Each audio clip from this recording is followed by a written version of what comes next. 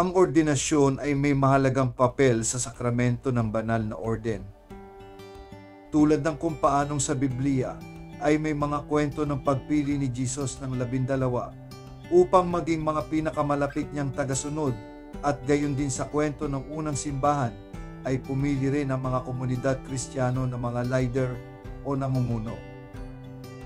Ito ay pinahuhulugan ng iba bilang tanda na niluloob ni Jesus na magkaroon ng mga leader o namumunong mga lingkod sa kanyang simbahan. Ang pari, obispo at diakono ay opisyal na kinikilala ng simbahan at pinagkakalooban na natatanging mga gampanin o papel sa simbahan.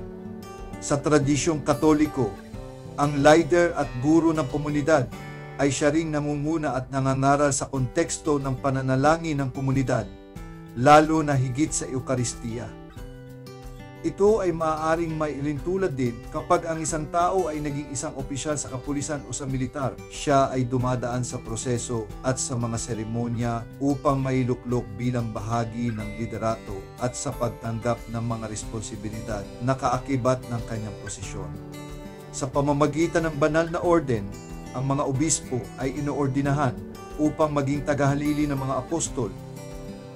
Sa simbahang Katoliko, ang obispo ay naglilingkod bilang isang leader, tagagabada pabag-ingat sa bayan ng Diyos sa kanilang nasasakupan na tinatawag na diocese. Tinutulungan nila ang mga nanampalataya na lumago sa kanilang pananampalataya at nagkakaloob ng suportang espiritual sa kanilang pagturo ng mga paniniwala at mga pamantayan ng simbahan. Ang mga obispo ay namamahala rin sa araw-araw na pagtakbo o operasyon ng simbahan sa pamamagitan ng pagtitiyak na ang mga simbahan, paaralan at mga institusyon ay nagagawa ang kanilang paglilingkod at ilalayo. Naglilingkod din ang obispo sa pamamagitan ng pagpapanatili ng pagkakaisa ng lahat sa pananampalataya, pag-ibig at paglilingkod sa pamamagitan ng pagtataguyod ng mga ugnayan sa mga grupo at sa mga namumuno. Panghuli, mayroon silang natataning responsibilidad na mag-ordina ng mga pari at diakono sa pamamagitan ng pagkilala nila sa ngalan ng simbahan ng mga magiging leader na ito ng komunidad Kristiyano. Ang mga pari sa simbahang Katoliko ay naglilingkod ng malapit sa mga obispo upang sumuporta sa simbahan at sa mga miyembro nito. Ang kanilang panunahing gampanin o tungkulin ay ang manuna sa komunidad sa panalangin at pagsamba at ang tumulong sa tao hinggil sa kanilang pananampalataya sa pamamagitan ng pagiging gabay o tagapayo sa kanila. Ang mga pari ang namumuno sa pagdiriwang ng banal na misa at ng iba pang mga sakramento tulad ng kasal, binyag, kumpisal at pagpapahid ng santo olyo sa may sakit upang mailapit ang tao sa Diyos. Sila ay tulad ng mga taong laging may niting handog kapag nagtungo ka sa simbahan at laging nakahandang makinig sa iyo at tumulong. Sa pangkalahatan, ang pari ay pinadala upang maglingkod sa komunidad at tumutulong sa lahat na maging mas malakas sa kanilang pananalig sa Diyos at sa kanilang misyon din ng paglilingkod bilang mga binyagan. Ang isang diakono ay tumutulong sa pari sa misa sa pamamagitan ng pagpapahayag ng magandang balita o ebanghelyo, sa pagtulong sa pagpapakomunyon o pakikinabang. At kung kailangan ay nangangaral o naghahandog ng homilya o pagpapaliwanag ng kasulatan. Kung wala sa konteksto ng misa o liturhiya, ang diakono ay bumibisita sa mga may sakit, nagbibigay ng kaaliwan sa mga nagluluksa at tumutulong sa mga nangangailangan. Silang mga tagatulong na tumitiyak na ang lahat ay maayos at ang lahat ay nakadarama na sila ay pinangangalagaan at iniingatan.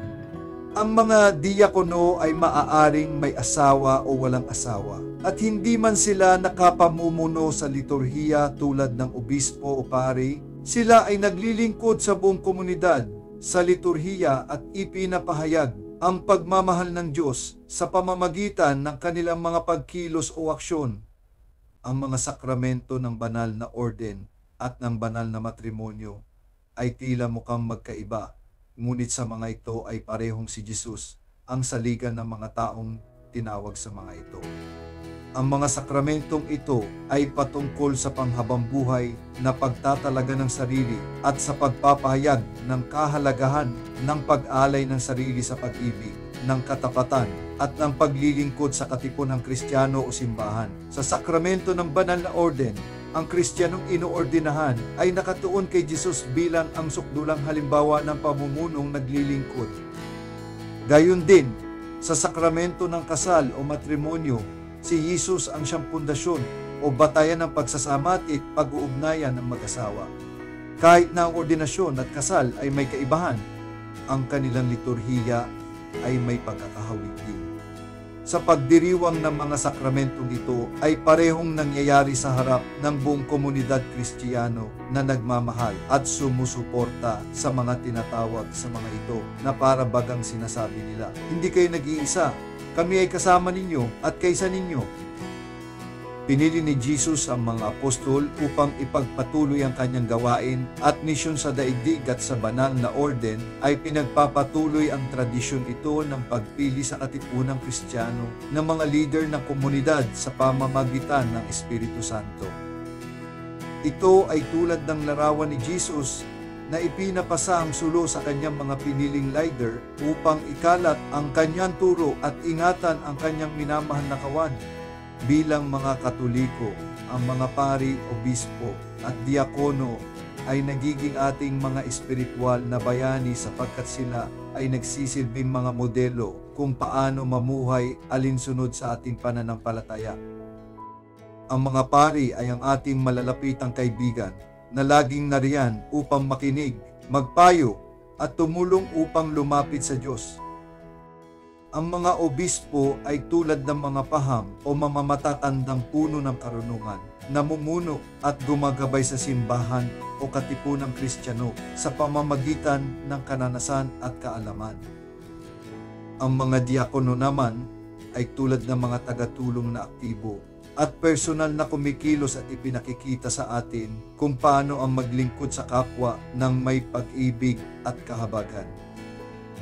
Sa pamamagitan ng banal na orden, nakikita natin ang pagmamahal at paggabay ni Jesus sa ating mga buhay. Sa pamamagitan ng pagtitiyak na tayo ay laging may mga pastol na gagabay sa ating spiritual na paglalakbay patungo sa paghahari ng Diyos.